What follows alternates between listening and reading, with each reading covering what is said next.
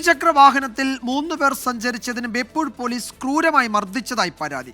ബേപ്പൂർ സ്വദേശി അനന്തു ഗുരുതര പരിക്കുകളോടെ കോഴിക്കോട് മെഡിക്കൽ കോളേജ് ആശുപത്രിയിൽ ചികിത്സയിലാണ്. കഴിഞ്ഞ ദിവസം വൈകിട്ട് 6 മണിയോടെയാണ് ഇരുചക്ര വാഹനത്തിൽ 3 പേരുമായി യാത്ര ചെയ്തതിന് അനന്തുവിന്റെ ബൈക്ക് പോലീസ് കസ്റ്റഡിയിലെടുത്തത്. ബേപ്പൂർ സ്റ്റേഷനിലേക്ക് വിളിച്ചു വരുത്തിയ പോലീസ് ക്രൂരമായി മർദ്ദിക്കുകയായിരുന്നുവെന്ന് അനന്തു പറഞ്ഞു. സ്റ്റേഷൻ SI ഉൾപ്പെടെ 4 പേർ ചേർന്ന് മർദ്ദിച്ചു എന്നാണ് പരാതി. ഫൈൻ അടയ്ക്കണം, അടയ്ക്കുക കാര്യങ്ങൾ പറഞ്ഞു. ഈ ഫൈനൊന്നും അടയ്ക്കണ്ടെങ്കിൽ അവിടെ നിൽക്കാറുണ്ട്. പിന്നെ ആ റൂമിൽ തന്നെ നിർത്തിയിട്ട് സാറ് പോയിട്ട് ഒരു പട്ടിക എടുത്ത് വന്നിട്ട് പിന്നെ ആ സാറിന്റെ റൂമില് ക്യാമറ ഇല്ലാത്ത റൂം കൊണ്ടുപോയിട്ട് പട്ടിക വെച്ചിട്ട് ഫുൾ തലക്കും മോട്ടും മൂക്കിനും ഇവിടെയൊക്കെ അടിച്ച്. സംഭവത്തിൽ മുഖ്യമന്ത്രി ഉൾപ്പെടെയുള്ളവർക്ക് പരാതി നൽകുമെന്ന് പിതാവ് ഷിബു പറഞ്ഞു.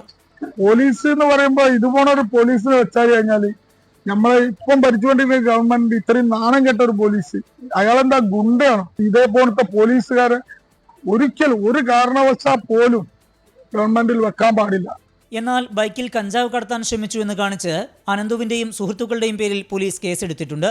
കേസ് അട്ടിമറിക്കാൻ പോലീസ് കണ്ടെത്തിയ വഴിയാണ് കള്ളക്കേസെന്ന് ബന്ധുക്കൾ പ്രതികരിച്ചു. 24 കോഴിക്കോട്.